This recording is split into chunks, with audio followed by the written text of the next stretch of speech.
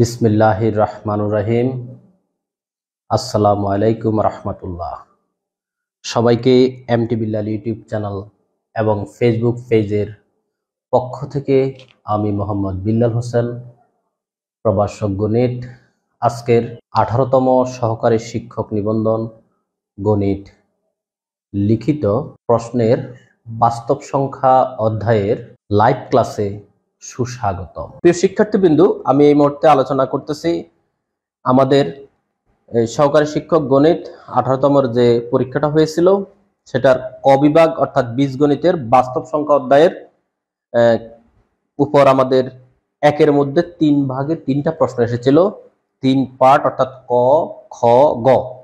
আমি এই 3টা প্রশ্নই ধারাবাহিকভাবে আলাপ করব। তো ক নম্বরে প্রত্যেকটা প্রশ্নে কিন্তু এখানে 3 করে মার্ক, 3 3 3 অর্থাৎ 9 মার্ক এসেছে। প্রথমে আমাদের যে প্রশ্নটা আছে এখানে ক্ষুদ্রতম ঊর্ধ্বসীমা একের কতে, একের ক প্রশ্নটা হলো আমাদের ক্ষুদ্রতম ঊর্ধ্বসীমা, বৃহত্তম নিম্নসীমা ও সীমায়িত সেট, একেবারে 3টা তোমার রুট লেভেলে প্রশ্ন এসেছে, বেসিক লেভেলে প্রশ্ন এসেছে। এবার অনেকে যদি বলি বেসিক থেকে প্রশ্ন আসছে, অনেকে আবার মাথা গরম হয়ে যায়, কি বেসিক থেকে আসছে? বেসিক বলতে তারা কি বুঝে? যেমন এই ক্ষুদ্রতম ঊর্ধ্বসীমা, বৃহত্তম নিম্নসীমা ও সীমায়িত সেট, এগুলা আমাদের কিন্তু গণিতের স্টুডেন্ট হিসেবে মৌলিকভাবে জানার জন্য আমাদের শিখতে হয়। যেমন এই জিনিসটা আমাদের অনার্স 3rd ইয়ারের রিয়েল অ্যানালাইসিস কোর্সে বিস্তারিত আলোচনা আছে, আমাদের এখানে দিছে একেবারে। যেমন আমাদের যে ফান্ডামেন্টাল অফ ম্যাথমেটিক্সে, এখানে সবাই গণিতের স্টুডেন্ট বিলে তোমরা কিন্তু বিষয়টা জানো, ফান্ডামেন্টাল অফ ম্যাথমেটিক্সে একটা চ্যাপ্টার দিছে রিয়েল নাম্বার। আর আমাদের এই যে বইটা আমার সামনেই আছে, আমার কাছে 3টা লেখকের 3টা বই আছে, এই দেখো, এই যে রিয়েল অ্যানালাইসিস সম্পূর্ণ একটা বই করছে এই অধ্যায়টাকে বেসিক ধরে। এরপরে 3টা পাবলিকেশনের বই নিষ্ঠান আমার কাছেই আছে, দেখতে পেয়েছো? এটা কি, একটা হলো সায়েন্স ভিউ, একটা হলো তিতাস, আর একটা হলো গণিত চর্চা। 3টা বই আছে এই বাস্তব সংখ্যার উপরে। এই কোর্সটা আমি মূলত অনার্সের স্টুডেন্টদের করাই। যাই হোক, সেদিকে যাচ্ছি না। তো এখানে তার মধ্যে মৌলিক একটা অধ্যায় দিছে আমাদের ফান্ডামেন্টাল অফ ম্যাথমেটিক্স। ক্ষুদ্রতম ঊর্ধ্বসীমা, বৃহত্তম নিম্নসীমা ও সীমায়িত সেট। তো ক্ষুদ্রতম ঊর্ধ্বসীমা এবং বৃহত্তম নিম্নসীমা, এই জিনিসটা বোঝার আগে আমাদেরকে আগে সেটের উচ্চসীমা নিম্নসীমা এই 2টা জায়গা একটু ক্লিয়ার হয়ে আসতে হবে, তাহলে আমরা মূল টপিকসে যেতে পারবো। আচ্ছা, তোমাদের আরো বলে রাখি, ক্ষুদ্রতম ঊর্ধ্বসীমা এটার কিন্তু তোমার আরেকটা নাম আছে, তোমার সুপ্রিমাম। বৃহত্তম নিম্নসীমা এর আরেকটা নাম আছে ইনফিমাম। তো সুপ্রিমাম ইনফিমাম এইভাবে প্রশ্নটা আসতে পারে, বা এখানে যেভাবে আছে এইভাবে আসতে পারে। আবার তোমার ক্ষুদ্রতমকে তোমার লঘিষ্ঠ নামেও ডাকা হয়, বৃহত্তমকে গরিষ্ঠ নামেও ডাকা হয়। তো এই সকল নামগুলা তো তোমার জানতে হবে যখন যেভাবে প্রশ্ন আসে, যাতে তুমি আনসার করতে পারো। আমি ধাপে ধাপে বলার চেষ্টা করব। সবার আগে আমি ক্ষুদ্রতম ঊর্ধ্বসীমা এবং বৃহত্তম নিম্নসীমা যাওয়ার আগে, ক্ষুদ্রতম ঊর্ধ্বসীমা শিখার আগে ঊর্ধ্বসীমাটা একটু শিখবো, বৃহত্তম নিম্নসীমা যাওয়ার আগে নিম্নসীমাটা একটু শিখবো। প্রিয় শিক্ষার্থীবৃন্দ, আমি আগেই বলছি, যেহেতু আমি লাইভ ক্লাস নিচ্ছি, সেহেতু আমার ক্লাসটা একটু বেসিক লেভেলের থাকবে। তোমাদের একটু ধৈর্য ধরে ক্লাসটা করলে তোমরা ওভারঅল অনেক উপকৃত হবে, এটা আমার বিশ্বাস। তোমরা যদি বলো না সংক্ষেপে করেন, তাহলে আমি সংক্ষেপে করব। আর যদি তোমরা বলো না আমাদের একটু জানার দরকার আছে, তাহলে আমি ওইভাবে বিশ্লেষণ করে ক্লাস করব, যাতে তোমার অন্যান্য জায়গায় আরো কিছু জায়গায় তুমি উপকৃত হও। মূল আলোচনায় যাওয়ার আগে আমি তোমাদেরকে একেবারে সহজ একটা জিনিস নিয়ে আলোচনা শুরু করতে চাই। সেটা হলো, ধরো আমি একটা সেট কল্পনা করলাম। আমার এই যে আমি কিন্তু কাজ করতেছি বাস্তব জগৎ নিয়ে, অর্থাৎ আমি যা চিন্তা করব, যা বলবো, যা ভাববো, এই মুহূর্তে সব রিয়েল, আর রিয়েল নাম্বার। আমার একটা বাস্তব সংখ্যার সেট হলো আর, তারই একটা ধরো সাবসেট হলো, তার একটা সাবসেট হলো, আমি ধরে নিলাম এই এস, তার একটা সাবসেট। এই এস দিয়ে আমার কাজ, অর্থাৎ S is subset R, S হলো আর এর সাবসেট। তো এস একটা সেট আমি বিবেচনা করলাম, ধরো 1 2 3 4।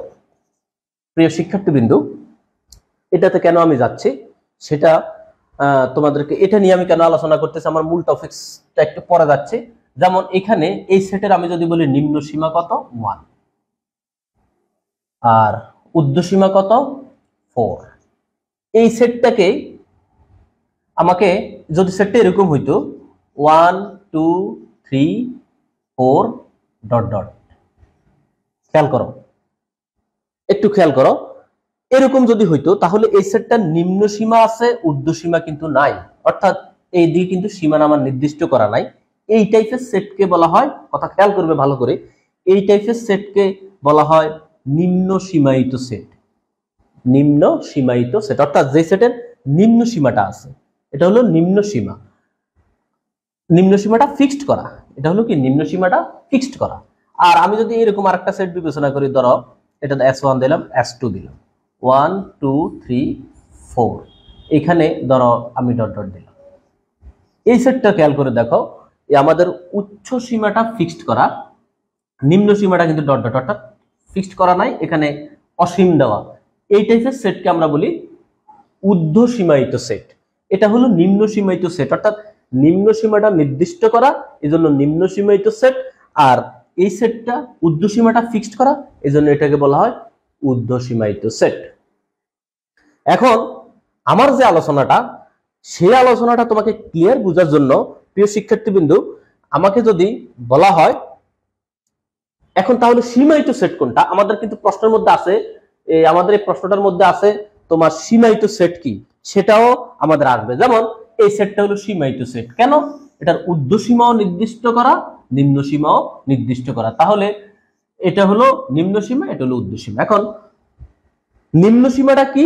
ওই নিম্ন সীমাটা হলো আমার এই যে এখানে এই সেটের এটা হলো নিম্ন সীমা, অর্থাৎ এরপরে আর নাই, নিম্ন সীমাটা এখানে নির্দিষ্ট করা আছে। এখানে ঊর্ধ্ব সীমা হলো 4, ঊর্ধ্ব সীমাটা নির্দিষ্ট করা আছে, এটাকে বলা হয় ঊর্ধ্ব সীমায়িত, এটাকে বলা হয় তোমার সীমায়িত সেট, বা যদি বলি সীমাবদ্ধ সেট বা বাউন্ডেড সেট। কি কি বলছি? সীমায়িত সেট, তারপরে বাউন্ডেড সেট, সীমাবদ্ধ সেট, নিম্ন সীমা উচ্চ সীমা ফিক্সড করা। তাহলে এখানে আমাকে নিম্ন সীমাটা হলো 1, এটা হলো নিম্ন সীমায়িত সেট, ঊর্ধ্ব সীমার চিন্তা নাই, এটা হলো অসীম। আবার এটা হলো ঊর্ধ্ব সীমায়িত সেট, নিম্ন সীমার কথা এখানে আমাদের অসীম, বা ওইটা নিয়ে আমাদের ডট ডট দেওয়া। এখন তাহলে আমরা এখন যেটা শিখবো সেটা হলো এই নিম্ন সীমাটা তুমি আগে চিনতে হবে, ঊর্ধ্ব সীমাটা তুমি চিনতে হবে। এখন কথা হলো, তোমরা হয়তো অনেকেই বলতে পারো স্যার এতটুকু বুঝার ক্যাপাসিটি তো আমাদের আছে, আমরা তো এগুলো বুঝি। হ্যাঁ, এটা কথা ঠিক, তোমরা এগুলো বুঝো, কিন্তু আমি এগুলো প্রাইমারি লেভেলের আলোচনা করছি, অর্থাৎ 9-10 লেভেলের স্টুডেন্ট হলে তুমি এগুলার গোছায় লিখে দিলে হয়ে যেত, কিন্তু এখন তোমার হবে না। এগুলাকে নির্দিষ্ট একটা ফ্রেমে নিয়ে আসতে হবে, আমাদের ক্লাসের উপযোগী মানদণ্ডে তোমাকে লেখাগুলা উপস্থাপন করতে হবে। আচ্ছা, এবার আমি আরেকটা কথা বলি তোমাদেরকে। ধরো আমরা এখানে বেসিকটা আগে বুঝিয়ে দিতেছি, তারপর আমরা এই ডেফিনেশনটা সুন্দর করে আমি তোমাদেরকে বোর্ডে লিখে দিব। ধরো এস একটা সেট 1 2 3 4 5 6, এই হলো তার উপাদানগুলা। এখন এটা হলো তোমার উচ্চ সীমা। এখন এই সেটের আরো কিন্তু ইচ্ছা করলে আমরা যদি ধরো এটা হলো একটা, এটাকে যদি আমি এটা কিন্তু একটা উচ্চ সীমা বা ঊর্ধ্ব সীমা, আপার বাউন্ড। এরপরে যদি তার আরো সদস্য আমরা বিবেচনা করি, তাহলে এই 6 যদি এই সেটের ঊর্ধ্ব সীমা হয়, এটা কিন্তু একটা ঊর্ধ্ব সীমা, এর কিন্তু আরো ঊর্ধ্ব সীমা আছে, খেয়াল করে দেখো। এই ধর এগুলাকে যদি আমি বিবেচনা করি, এগুলো তার ঊর্ধ্ব সীমা। আবার এটাকে যদি আমি একটা নিম্ন সীমা বিবেচনা করি, এর কিন্তু আরো নিম্ন সীমা ধর আমি এভাবে যদি বিবেচনা করি, আমরা করতে পারি। এখন কথা হলো, তাহলে একটা সেটে ঊর্ধ্ব সীমা কয়টা থাকবে? ঊর্ধ্ব সীমা একটাও থাকতে পারে, একের অধিকও থাকতে পারে, নিম্ন সীমা একটাও থাকতে পারে, একের অধিকও থাকতে পারে। এটা নিয়ে আমাদের কোনো সমস্যা নয়। আমাদের কোশ্চেনে যেটা আসছে ক্ষুদ্রতম ঊর্ধ্বসীমা বা ক্ষুদ্রতম ঊর্ধ্বসীমা, বৃহত্তম নিম্নসীমা। অর্থাৎ আমাকে যদি বলা হয় এইখানে ক্ষুদ্রতম ঊর্ধ্বসীমাটা কোনটা, প্রিয় শিক্ষার্থীবৃন্দ তুমি বিবেচনা করো। আমি বলতেছি যে এই হলো আমার সেট, এটা হলো এক ঊর্ধ্বসীমা, তাহলে এরপরে কিন্তু আরো ঊর্ধ্বসীমা আছে। এই যতগুলো ঊর্ধ্বসীমা আছে তার মধ্যে সবচেয়ে ছোট বা ক্ষুদ্রতম যেটা আছে সেটাকে বলা হয় ক্ষুদ্রতম ঊর্ধ্বসীমা। ক্ষুদ্রতম ঊর্ধ্বসীমা। তোমরা আমার কথা বুঝতেছো কিনা একটু জানাবে, বা লেখা দেখা যায় কিনা সেটাও জানাবে। ক্ষুদ্রতম ঊর্ধ্বসীমা, এটার আরেকটা নাম হলো তোমার ক্ষুদ্রতম লঘিষ্ঠ ঊর্ধ্বসীমা। তো এটাকে তোমার এল, ধরো LEST, লেস্ট আপার বাউন্ড এভাবে বলা হয়। তো এটাকে সংক্ষেপে LUB এভাবেও লেখা হয়। এর আরেকটা নাম হলো সুপ্রিমাম। আমি সবগুলা শব্দ কিন্তু এখানে সুপ্রিমাম তোমাদের জানার জন্য নিয়ে আসলাম। ঠিক একইভাবে আমরা এখানে নিম্নসীমা 1, এখানে 0, এখানে -1। তো আমি এটাকে যখন নিম্নসীমা ধরছি, দেখো আমরা যত এই দিকে আসতেছি, এই আমি যদি তোমাদেরকে এইভাবে একটু বুঝাই, ধরো আমি এই যে ক্ষুদ্রতম ঊর্ধ্বসীমা, এরপরে আমি যত ডাইনে যাই তত কিন্তু এটা বাড়তেছে, অর্থাৎ এটা হলো সবচেয়ে ছোট মানে ক্ষুদ্রতম বা লঘিষ্ঠ।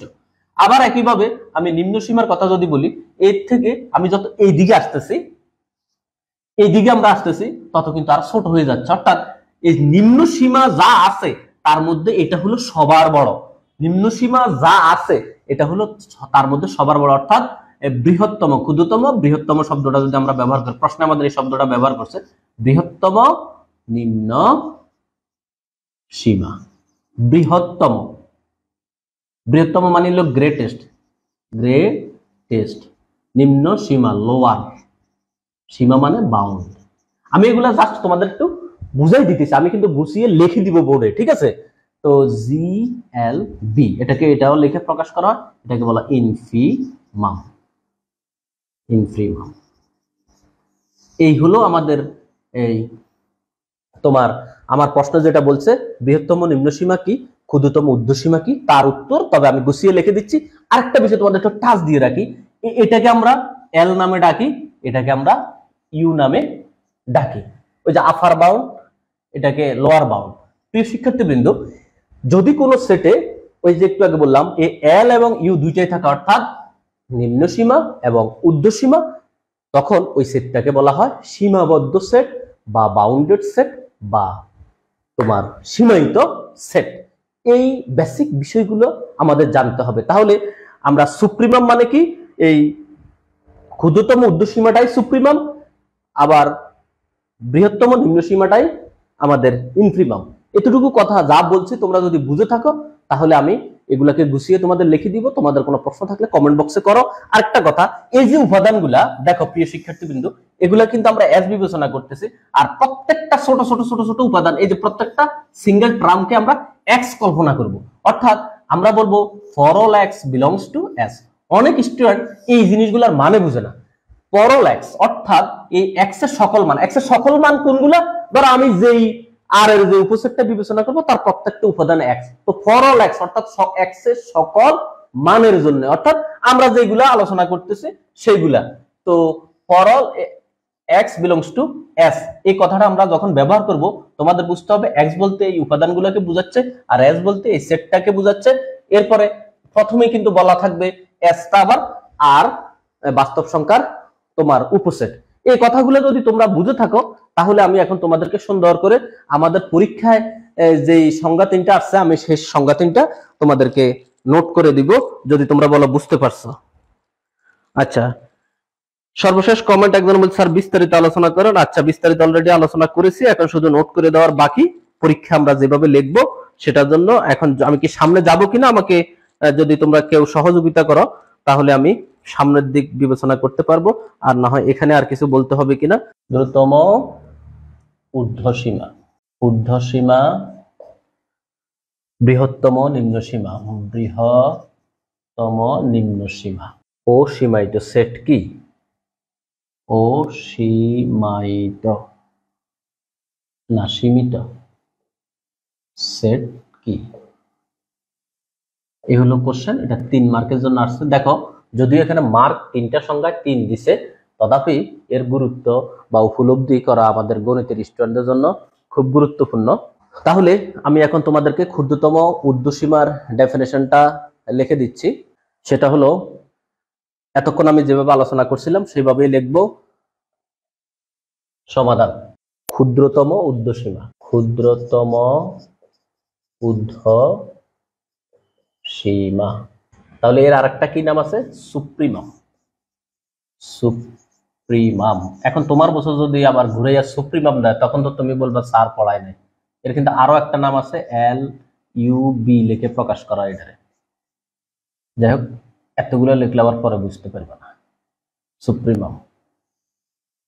তাহলে এতক্ষণ আমি যেভাবে বলছি তোমাদেরকে, আমরা সেইভাবেই জিনিসটাকে উপস্থাপন করব। যে কিভাবে উপস্থাপন করব, আমরা উপস্থাপন করব হলো ওই যে আর এর কথাটা নিয়ে আসতে হবে, এস এর কথাটা নিয়ে আসতে হবে, কারণ আমাদের পরীক্ষার উপযোগী করে তো আমাদের লিখতে হবে, তাই না? কোন সেটের সকল, 1 মার্কের জন্য যেহেতু আসছে, এতক্ষণ যদি আমি বুঝাইছি, অনেক কথাবার্তা বলছি, এখন কিন্তু লেখার সময় আমরা ওই মার্ক হিসাব করে লিখবো, ঠিক আছে? সময়ের একটা ব্যাপার আছে। তো কোন সেটের সকল ঊর্ধ্বসীমার মধ্যে ক্ষুদ্রতম ঊর্ধ্ব সীমাকে, ক্ষুদ্রতম ঊর্ধ্বসীমার মধ্যে ক্ষুদ্রতমকে, না এইভাবে লিখতে হবে, ক্ষুদ্রতম টিকে তোমার ক্ষুদ্রতম ঊর্ধ্বসীমা বলে। ক্ষুদ্রতম ঊর্ধ্বসীমা বলে, ক্ষুদ্রতম ঊর্ধ্বসীমা বা সুপ্রিমাম বলে। যেমন আমরা একটা উদাহরণ দিয়ে যদি একটা সেট লিখলাম 1 2 3 4, এই যে আমরা একটা সেট লিখলাম, এখানে 4 হলো এস সেটের একটি ঊর্ধ্বসীমা। এর কিন্তু আরো ঊর্ধ্বসীমা আছে। আরো ঊর্ধ্বসীমা বলতে 4 এর পরে 5 6 7 আমরা এইভাবে বিবেচনা করতে পারি। আমরা ডাইরেক্ট বলে ফেলতে পারি যে 4 হলো ক্ষুদ্রতম ঊর্ধ্বসীমা, অথবা আমরা একটু লাইনটা যদি ভেঙে করি, এখানে 4 হলো এস সেটের একটি ঊর্ধ্বসীমা।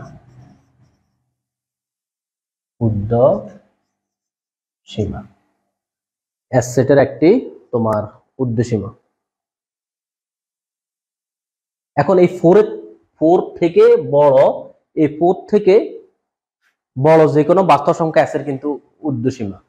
এই 4 থেকে, মানে 4 তো আছেই, তার থেকে 4 থেকে বড় যে কোনো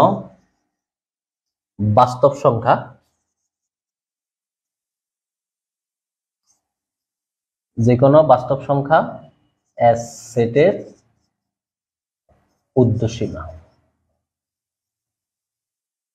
এস সেটের ঊর্ধ্বসীমা। আমরা এতক্ষণ কিন্তু এই জিনিসগুলো আমি আলোচনা করেছিলাম। তো তার মধ্যে 4 হলো সবচেয়ে ছোট, তার মধ্যে 4 হলো ক্ষুদ্রতম। তাহলে আমরা সরাসরি বলতে পারি, অতএব এই ক্ষুদ্রতম ঊর্ধ্বসীমার আরেকটা নাম কি? সুপ্রিমাম। এটাকে আমরা SUP এভাবে লিখতে পারি, সুপ্রিমাম অফ এস, মানে এই সেটের সুপ্রিমাম হলো সরাসরি 4। আশা করি তোমরা আমার কথা বুঝেছো প্রিয় শিক্ষার্থীবৃন্দ। এরপর আসো আমার ক্ষুদ্রতম ঊর্ধ্বসীমার পরে আমরা, আচ্ছা এই বোর্ডটা তোমরা ইচ্ছা করলে স্ক্রিনশট দিয়ে নিতে পারো, বা খাতা লিখতে পারো, বা তুমি বুঝে ফেললে তুমি নিজেও লিখতে পারো। এবার আসো ক্ষুদ্রতমর পরে আমি চলে যাচ্ছি বৃহত্তম নিম্ন সীমা। আমি মুছে ফেলতেছি, বৃহত্তম নিম্ন সীমা। আমি লেখাটা একটু পড়ে দিচ্ছি, হ্যাঁ। 4 হলো এস সেটের একটি ঊর্ধ্বসীমা। 4 থেকে বড় যে কোনো বাস্তব সংখ্যা এস সেটের ঊর্ধ্বসীমা, তার মধ্যে 4 হলো ক্ষুদ্রতম। তাহলে supremum of S is equal two 4, অর্থাৎ ওই বড়টা। এবার আসো বৃহত্তম নিম্ন সীমা।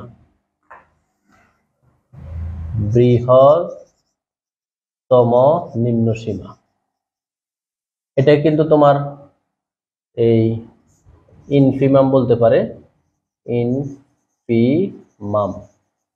বানানটা বেশ কম হলে তোমরা সংশোধন করে নিও বাংলা বানানটা। তো বৃহত্তমরে গরিষ্ঠ বলা যায়। এখন জাস্ট কোন সেটের সকল নিম্ন সীমার মধ্যে, এখন আসবে নিম্ন সীমার মধ্যে বৃহত্তমটিকে বৃহত্তমটিকে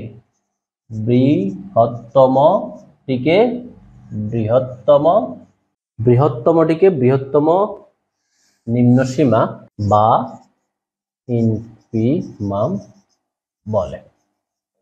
যেমন এই যে একটা এস, আমরা একটা সেট দেখলাম, এই এস একটা সেট 1 2 3 4 তো 4টি উপাদান আছে, তার মধ্যে দেখো 1 হলো এই নিম্ন সবচেয়ে, এখানে 1 হলো একটি নিম্ন সীমা। তার 1 এর পরে এইদিকে আমরা যদি বিবেচনা করি আরো নিম্ন সীমা আছে, তাহলে আমরা বলতে পারি 1 হলো এস সেটের একটি নিম্ন সীমা।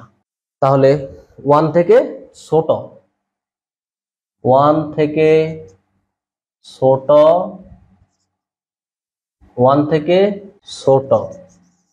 যে কোনো বাস্তব সংখ্যা এস সেটের নিম্ন সীমা। আমি এভাবে লেখার উদ্দেশ্য হলো তোমাদেরকে দুটার মধ্যে ব্যবধানটা বুঝাচ্ছি। তাহলে বাস্তব সংখ্যা এস সেট এই 1 থেকে ছোট এইদিকে যে কোনো বাস্তব সংখ্যা এস সেটের নিম্ন সীমা, তার মধ্যে এই 1টা হলো বৃহত্তম। বুঝতে পেরেছ? 1টা হলো বৃহত্তম। তার মানে আমরা বলতে পারি ইনফিমাম, আমরা বলতে পারি কি আমাদের ইনফিমামটা হলো ইনফিমাম এস হলো 1, ইনফিমাম এস হলো 1, INF হলো 1। এই ইনফিমাম অফ এস হলো 1। তোমরা বুঝতেছো কিনা আমাকে জানাবে। ধন্যবাদ জনে সর্দার সাহেব। এবার আসো সীমায়িত সেট নিয়ে। আমি প্রথমেই কথা বলছিলাম সীমায়িত সেট, যদি দুইটি সেটের মধ্যে তোমার কি কি থাকে, দুইটি সেটের মধ্যে যদি আমাদের সুপ্রিমাম ইনফিমাম দুইটাই বিদ্যমান থাকে, তোমার আরো সহজ করে যদি বলি, সীমায়িত সেট হলো যে সেটের মধ্যে তোমার ঊর্ধ্বসীমা নিম্নসীমা দুইটাই বিদ্যমান থাকে, সেটাকেই আমরা সীমায়িত সেট বলতে। সীমিত সেটটা আমরা একটু ডেফিনেশনটা সুন্দর করে লিখে দেওয়ার চেষ্টা করতেছি। আমরা মার্কের দিক বিবেচনা করতেছি, সেইভাবেও লিখতেছি, কারণ মার্ক যদি তুমি এই বিবেচনা না করে লেখো তাহলে তুমি আবার সময় দিয়ে কভার করতে পারবে না। তাহলে ক্ষুদ্রতম ঊর্ধ্বসীমাটা প্রথমে বললাম, বৃহত্তম নিম্নসীমাটা বললাম, সীমিত সেট। আর আমি যদি শুধু টু দা পয়েন্ট প্রশ্নের উত্তর দিতাম, এতক্ষণ এটা শেষ হয়ে আমরা পরেরটায় চলে যেতাম। আমি সেটা করতেছি না। তোমাদের সাথে সাথে আরো কিছু বেসিক বিষয় আমি আলোচনা করার চেষ্টা করতেছি। সেট বা সীমায়িত সেট বা বাউন্ডেড সেট বা সীমাবদ্ধ সেট, এক কথায় এটার বাউন্ডেড সেট বলি আমরা, বাউন্ডেড সেট। মনে করি একটি আমরা বাস্তব সংখ্যার সেটকে যদি থেকে মনে করি একটি বাস্তব সংখ্যার সেট আর, ওই যে প্রথমে যে কথাটা বলছিলাম, আর এর একটি উপসেট এস, আর এর একটি কি উপসেট হলো এস। একটি বাস্তব সংখ্যার সেট, বাস্তব সংখ্যার সেট মানে কিন্তু এখানে অনেকগুলো উপাদান আছে। একটি বাস্তব সংখ্যার সেট আর এর একটি উপসেট এস, মানে এর ভিতরে অনেকগুলো সংখ্যা আছে। তো এস এর মধ্যে যদি তোমার দুইটি বাস্তব সংখ্যা, এখন এস উপসেটে যদি দুইটি বাস্তব সংখ্যা তোমার এল, ওই যে প্রথমে কিন্তু আমি তোমাদের এল এবং ইউর একটু ইঙ্গিত দিয়েছিলাম, এল এবং ইউ এমন ভাবে বিদ্যমান থাকে যেন বিষয়টা হলো তোমার L less equal X less equal U for all. এই কথাটা আমি আগেই বলে নিয়েছিলাম, X is belongs to S. তাহলে দেখো সংজ্ঞাটা যখন বলছিলাম তখন কিন্তু আমরা একটা সাদা মাটা কথা বলছিলাম একদম। ধন্যবাদ, ওয়ালাইকুম সালাম। কিন্তু লেখার সময় কিন্তু আমাদের স্মার্ট, আমাদের ক্লাসের উপযোগী লেখাটা লিখতে হবে। তাহলে কি বলছে, এমন বিদ্যমান থাকে যেন এত হয়। তাহলে এস সেট, উপসেট তো এক প্রকার সেট, উপসেট কিন্তু আমরা এক প্রকার সেট। তাহলে এই এস সেটকে আমরা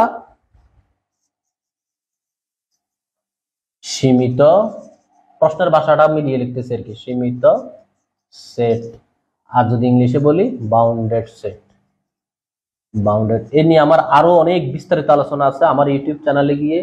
বাস্তব সংখ্যা এমটি বিল্লাল এইভাবে এইটা লেখা বা রিয়েল নাম্বার এমটি বিল্লাল লিখে সার্চ দিলে এই অনার্স থার্ড ইয়ারে বাস্তব সংখ্যা অধ্যায়ের সকল ক্লাস, মানে বাস্তব সংখ্যা প্রথম অধ্যায়টার আর কি অনেক বেসিক ক্লাস চলে আসবে। তবে ওই ক্লাসগুলো আবার ইংলিশ ভার্সনে নেওয়া।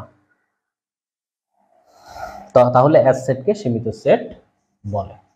ব্যাস, এখন আমরা যদি একটা উদাহরণ দিতে চাই, যেমন ওই যে একটু আগে আমরা যে সেটটা দিলাম, যেমন এস ইজ ইকুয়াল টু, আমরা যদি ধরো 3 4 5 6 7 এই সেটটার কথাই বিবেচনা করি, এখানে আমরা এই 3টা হলো আমার লোয়ার বাউন্ড, ওই লোয়ার বাউন্ড, আর 7টা হলো আমার আপার বাউন্ড।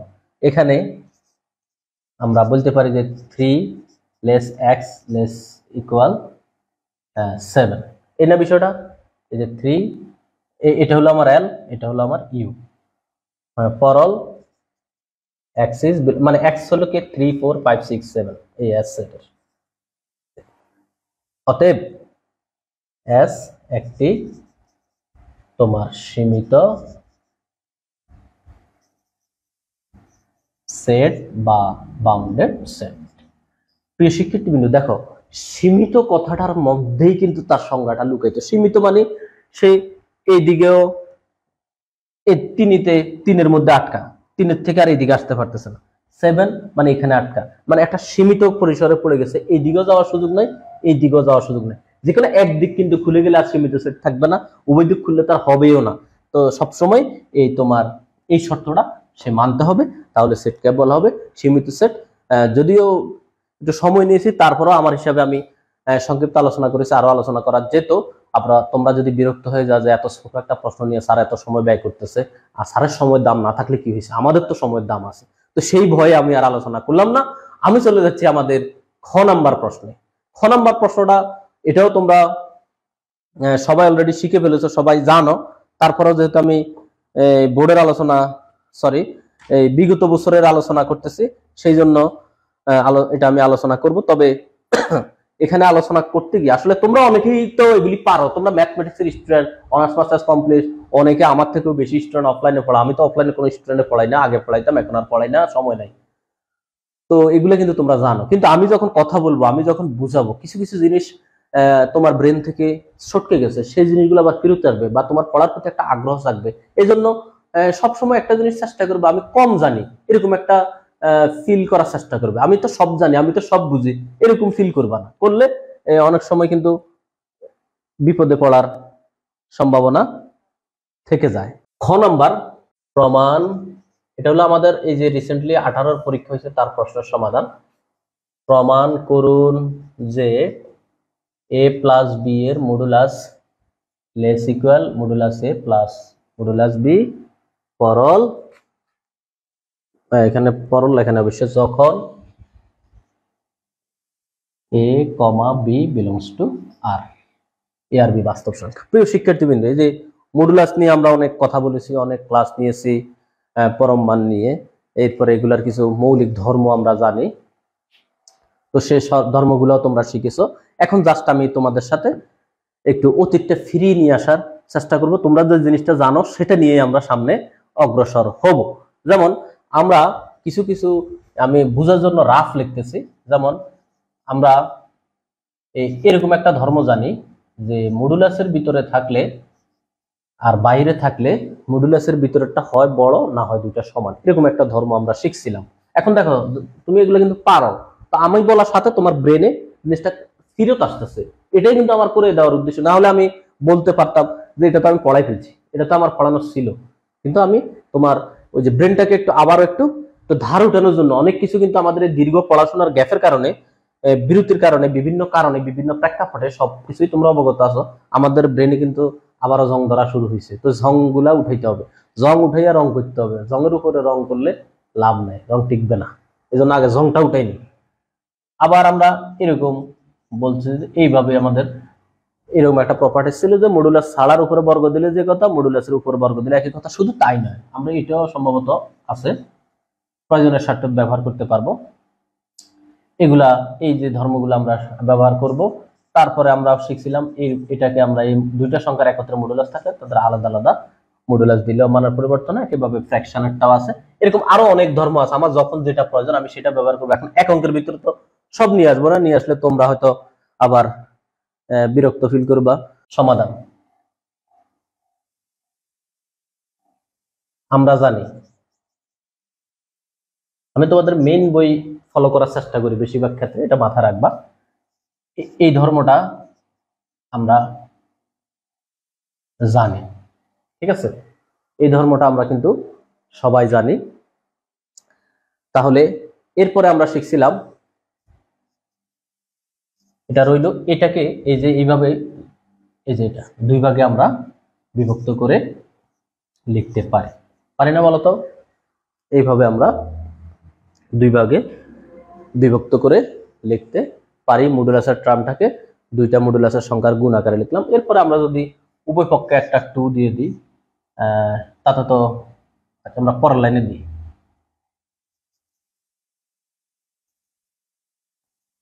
উভয় পক্ষে একই জিনিস দিলে মানের পরিবর্তন হয় না, অর্থাৎ মাঝখানের চিহ্নের কোনো পরিবর্তন হয় না।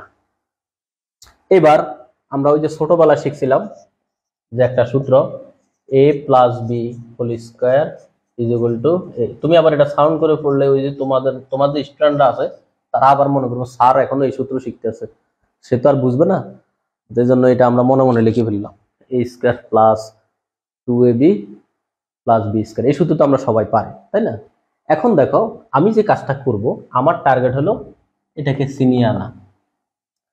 তো আমি আরেকটা কাজ একটা টাইম আমরা করে ফেলি। ধরো a প্লাস বি, আমি বলছিলাম যে এটার উপরে এইভাবে সিঙ্গেল মানে মডুলাস ছাড়া স্কোয়ার, যেটা মডুলাস দিয়ে স্কোয়ার দিলেও মানের পরিবর্তন হয় না। তো যেই কথা সেই কাজ, এই কাজটা সারাই ফেলি, কি বলো?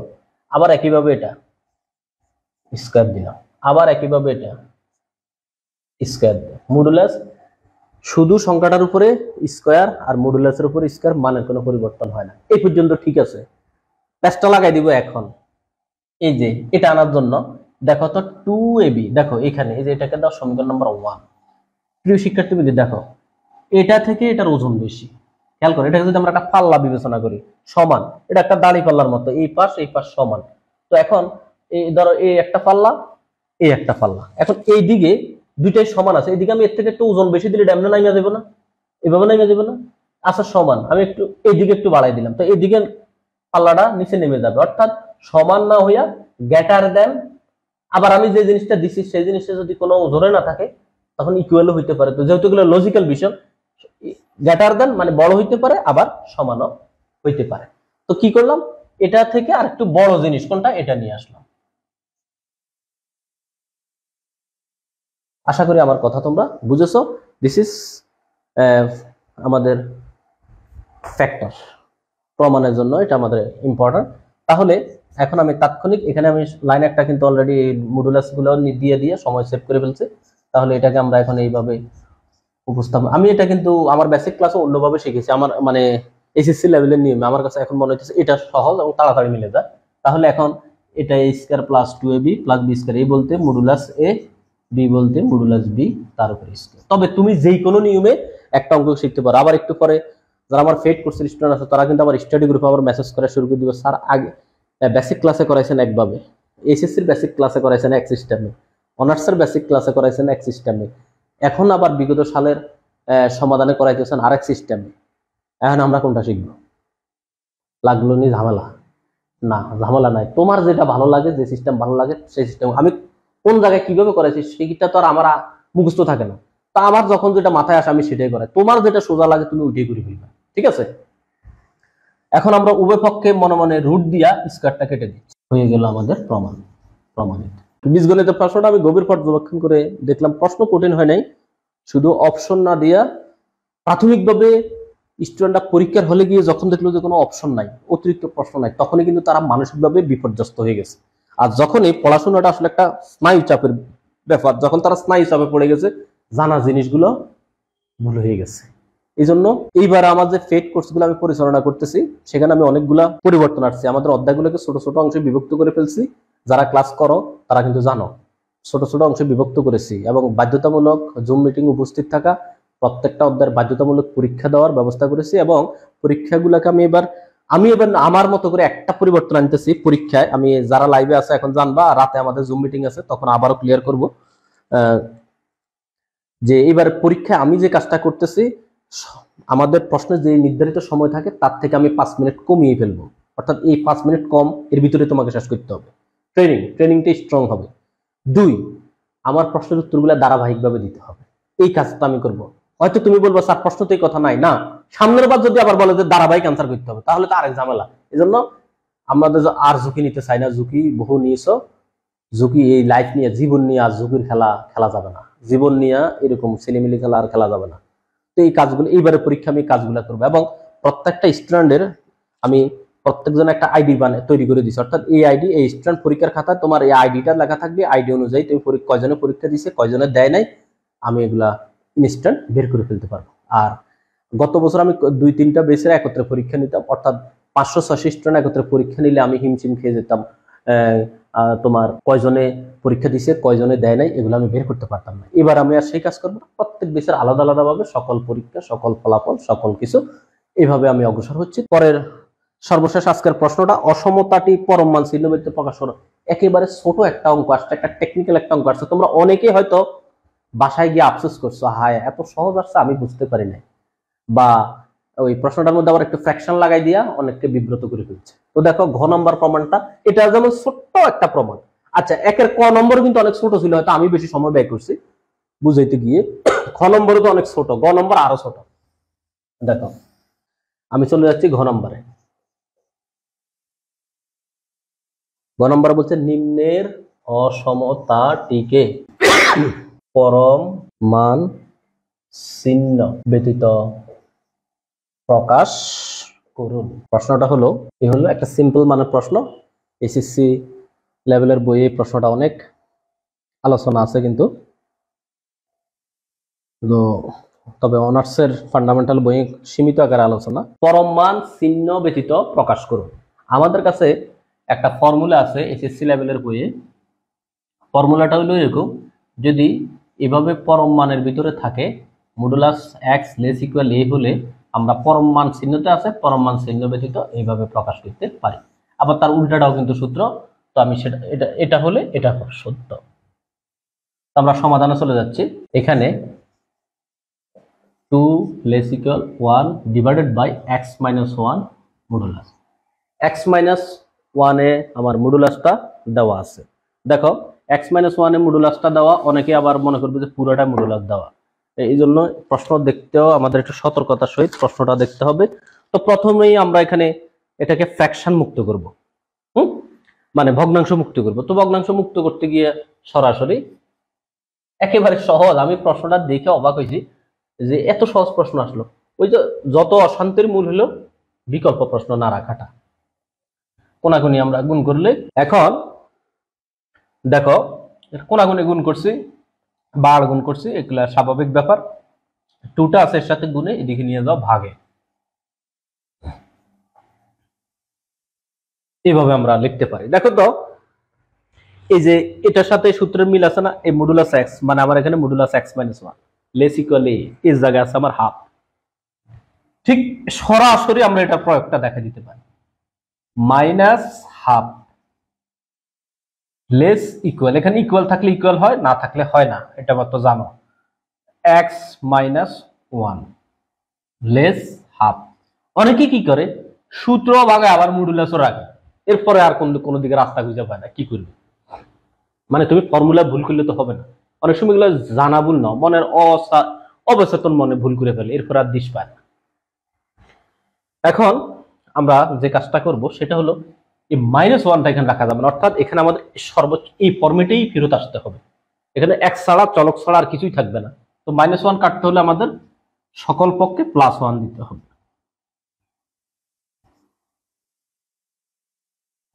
এখন তাহলে প্লাস 1 বা 1 যোগ করছি আমরা। এখানে আমরা লসাগু করলে 2 লসাগু, 2 একে 3, 3 থেকে 1 গেলে 2, এটা হলো 2, তাহলে 2 একে 2, 2 থেকে 1 বিয়োগ করলে 1, লেস ইকুয়াল এক্স, এখানে -1 +1 কাটা, ও এখানে ইকুয়াল আছে, তাহলে এখানে আবার লসাগু 2, 2 একে 2, 2 আর 1 3। এই যে আমরা কয় লাইন লিখলাম, কত সহজ দেখছো, এটা তো প্রশ্নই, 1 2 3 4 5টা লাইন, তাও ছোট ছোট। এই যে প্রকাশটা হলো, এটাই হলো তোমার কি পরম মান চিহ্ন ব্যতীত। এখানে কিন্তু কোনো পরম মান চিহ্নের অস্তিত্ব নাই, এখানে কিন্তু পরম মান চিহ্ন ব্যতীত প্রকাশ করতে বলছে, তোমার সংখ্যা রেখায় দেখাইতে বলে নাই, সমাধান সেট এসব কোনো কথা নাই, এতটুকুই বলছে, এটাই আনসার। তাহলে যাহা, এই লাইনটা নিচে লিখবা, যাহা পরম মান চিহ্ন ব্যতীত প্রকাশ হলো, পরম মান চিহ্ন ব্যতীত প্রকাশ হলো অ্যান্সার। প্রিয় শিক্ষার্থীবৃন্দু, আমরা এই আমাদের বাস্তব সংখ্যার বীজগণিত অংশের ক বিভাগের 18তম সহকারী শিক্ষক গণিত লিখিত সমাধান করে ফেলছি।